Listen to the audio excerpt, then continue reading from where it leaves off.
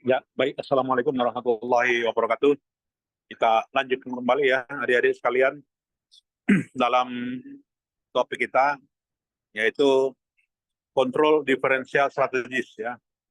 Nah, kalau pada pertemuan sebelumnya itu, kita sudah membahas ya mengenai beberapa bentuk-bentuk pusat pertanggungjawaban ya, dan juga bentuk sistem pemberian insentif dan juga faktor-faktor yang mempengaruhinya ya. Nah, kali ini kita berbicara mengenai pengendalian ya, pengendalian strategis, terutama pengendalian yang disebut dengan differentiated strategis ya, artinya pengendalian untuk strategi yang diversifikasi gitu ya, yang berbeda. Jadi banyak faktor gitu ya, banyak faktor yang mempengaruhi struktur organisasi dalam proses pengendalian manajemen yang ada di perusahaan. Di sini kita mau melihat ya beberapa faktor-faktor apa saja yang diterapkan dalam yang namanya implementasi contingency theory gitu ya. Jadi makna sederhananya gitu ya, adalah struktur ya atau proses ini sangat tergantung pada beberapa faktor-faktor internal maupun juga faktor eksternal. Dalam beberapa riset diidentifikasi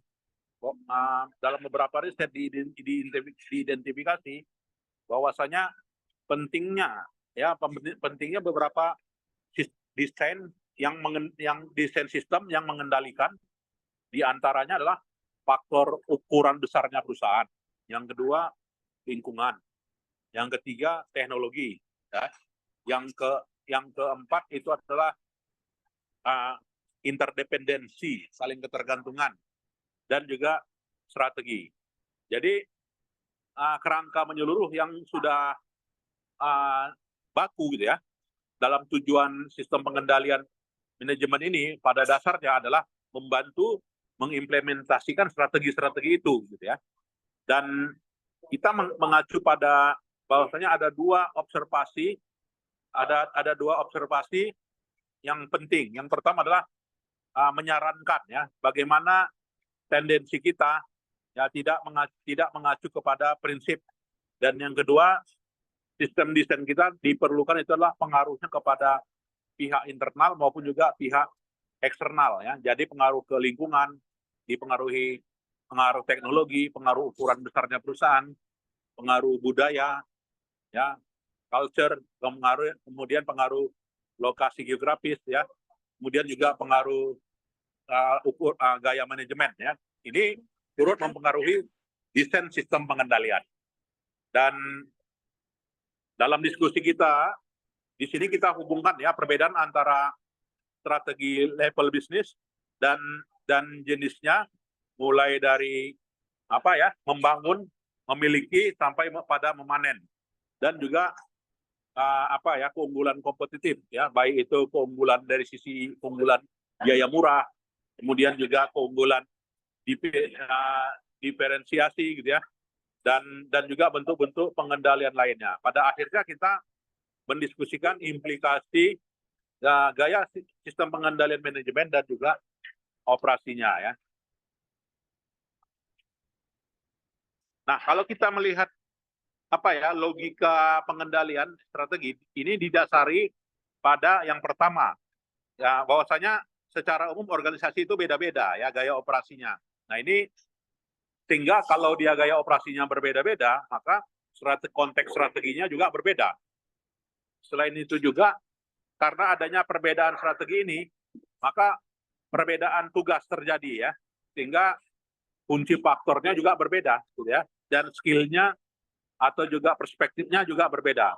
Jadi sistem pengendalian di sini, sistem pengukurannya mengacu kepada pengaruh kepada perilaku dari orang ya, dan juga keberlangsungan ya, desain dari pengendalian yang harus ada terkait dengan yang dalam hal ini memasukkan unsur perilaku termasuk di dalamnya sistem yang mencakup dari strategi. Nah, kita melihat di sini adalah sejauh mana implikasi struktur organisasi itu, gitu ya. Struktur organisasi itu implikasinya.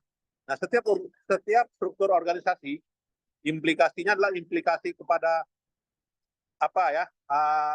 Secara fungsional berpengaruh kepada bisnis unit. Nah, jadi antara holding company ya dengan single industry ya dengan apa ya dengan unrelated diversified. Nah, di sini terjadi perbedaan fungsional ya. Jadi untuk industry familiarity, maka dalam single industry itu high hubungannya dengan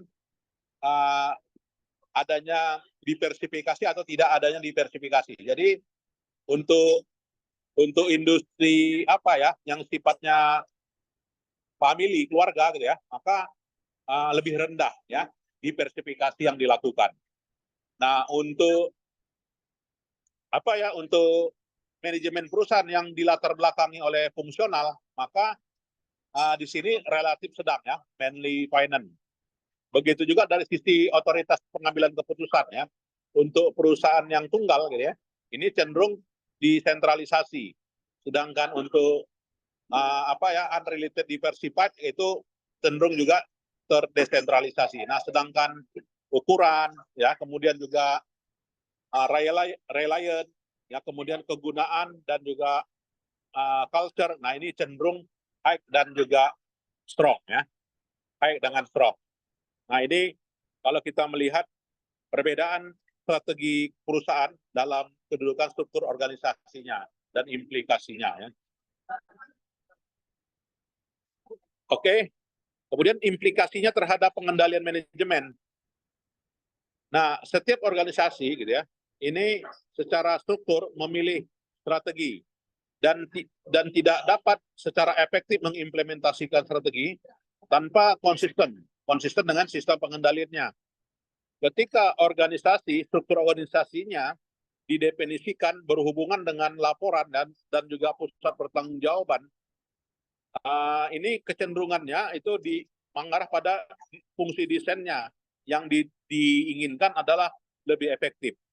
Nah, perbedaan antara strategi corporate gitu ya, ini punya implikasi terhadap perbedaan konteks pengendalian, yaitu didasari pada di mana setiap perusahaan itu melakukan diversifikasi dan dari sisi level manajernya ini secara signifikan punya banyak pengalaman dan juga punya banyak pengetahuan. Ya, kemudian nah kalau kita lihat di sini dari rencana strategi. Nah, sejauh mana rencana strategi di sini dampaknya kepada single industry maupun juga unrelated diversified. Nah, untuk dari sisi penganggaran misalnya, kalau untuk industri itu cenderung lebih rendah ya, cenderung rendah implikasi manajemen pengendaliannya, sedangkan untuk industri yang diversifikasi cenderung tinggi ya. Nah, untuk pentingnya pertemuan dalam setiap penganggaran itu cenderungnya lebih rendah ya, low, dan juga unrelated diversified cenderung tinggi gitu ya. Nah, begitu juga untuk transfer pricing ya kan cenderung tinggi di perusahaan tunggal, sedangkan di perusahaan yang diversifikasi lebih rendah. Begitu juga untuk aspek lainnya ya, seperti insentif ya kan, apakah bonus ya. Nah, kalau dia bonus itu memang ini merupakan kriteria tunggal ya, primary financial criteria ya. Nah, itu.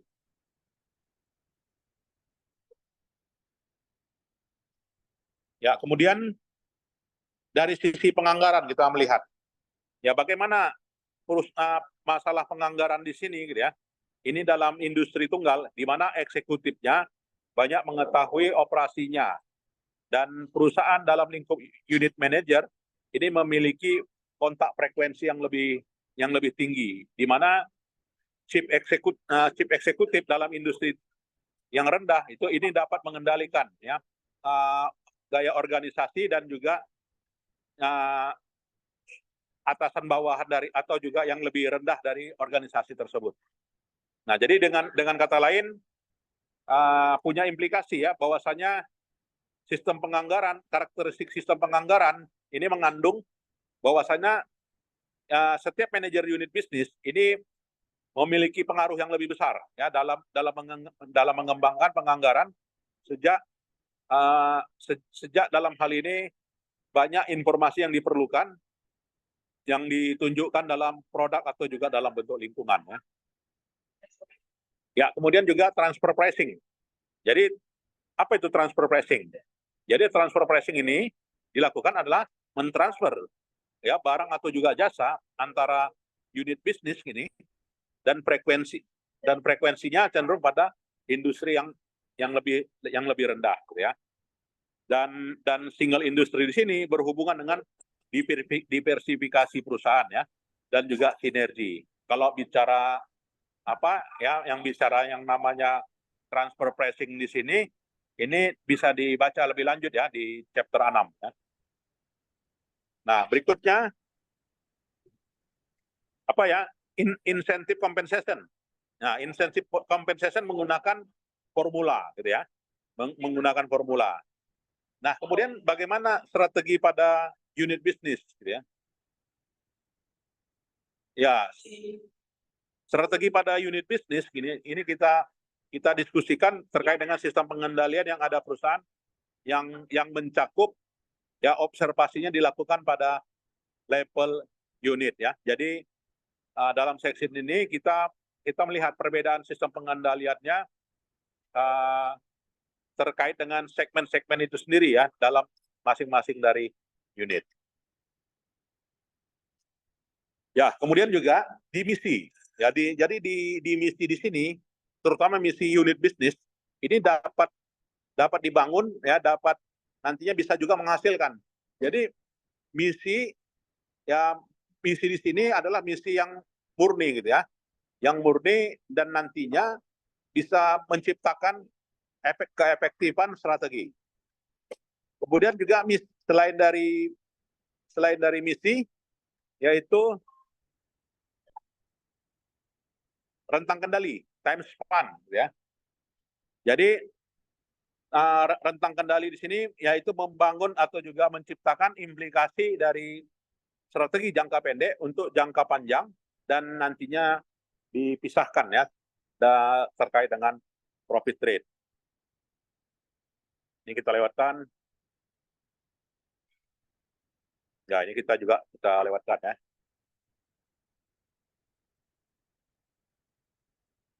Ya, kemudian sistem insentif ya, sistem kompensasi. Nah, jadi sistem kompensasi didesain ya dengan didesain dengan paket ya kepada manajer unit bisnis yang mengacu kepada beberapa pertanyaan yang diperlukan. Yang pertama adalah ya bagaimana besar kecilnya bonus yang dibayarkan terkait dengan manajer umum yang dalam hal ini sistemnya menggunakan gaji. Apakah sistem insentif bonus ini dibayarkan di bawah limit, di bawah gaji, atau di atas? Yang kedua, ya bagaimanakah ukuran kinerjanya? Mau kita ukuran kinerjanya laba kah? Atau EPA kah?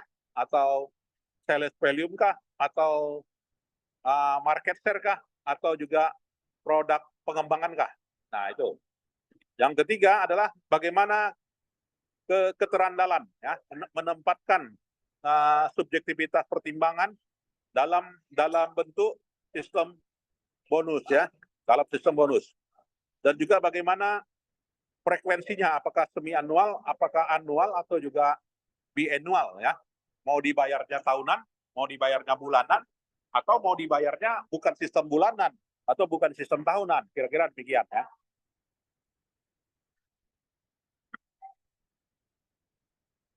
Ya, kemudian keunggulan kompetitif.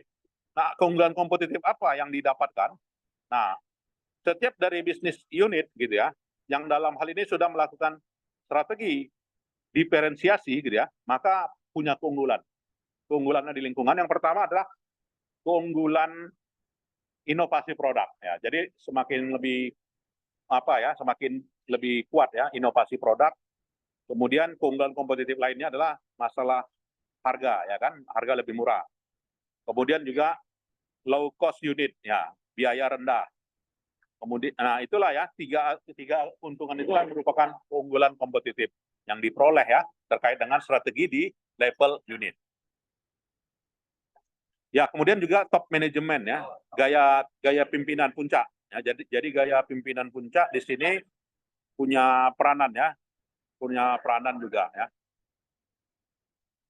Dan implikasinya kepada pengendalian manajemen ya banyak dimensi ya, gaya manajemen ini secara signifikan berpengaruh terhadap gaya operasi dan dilaporkan ya dalam sebuah data ya bahwasanya secara frekuensi disampaikan ya kepada CEO. Baik, jadi kesimpulannya di sini adalah perlunya desain sistem pengendalian manajemen ya yang harus menyampaikan secara eksplisit dalam konteks strategi dan dikendalikan untuk diterapkan.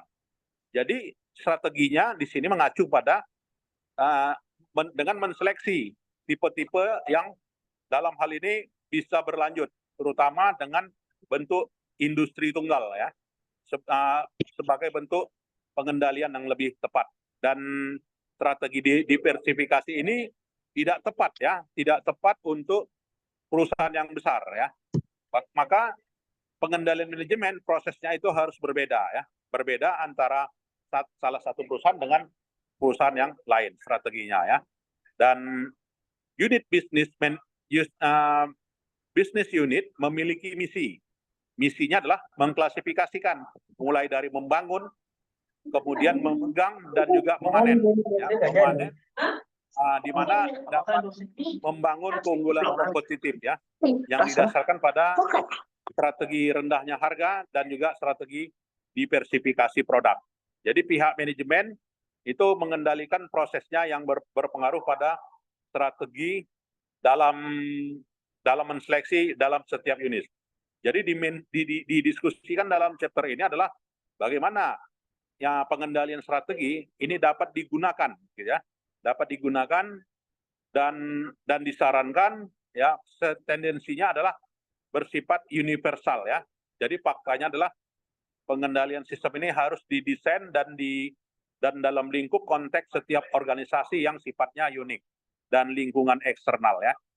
Dan lingkungan eksternal yang mempengaruhinya udah pasti adalah teknologi satu, yang kedua strategi, yang ketiga organization structure, yang keempat culture dan juga top management style ya. Nah inilah dari materi kita ya yang bisa kita simpulkan. Nah, mungkin ada yang mau kita diskusikan? Nah itu ada kasus 13.1 gitu kan, kasus 13.2 silakan nanti dibaca ya. Ada lagi yang perlu kita diskusikan adik-adik sekalian terkait dengan strategi diversifikasi pada unit? Ya, kalau tidak ada saya kira itu sajalah ya bahan kita hari ini sudah tersampaikan. Jadi kita katanya 1 kali lagi ya pertemuan deh. Ada 2 kali lagi, Prof. Ya, ada 2 kali lagi ya. Baik.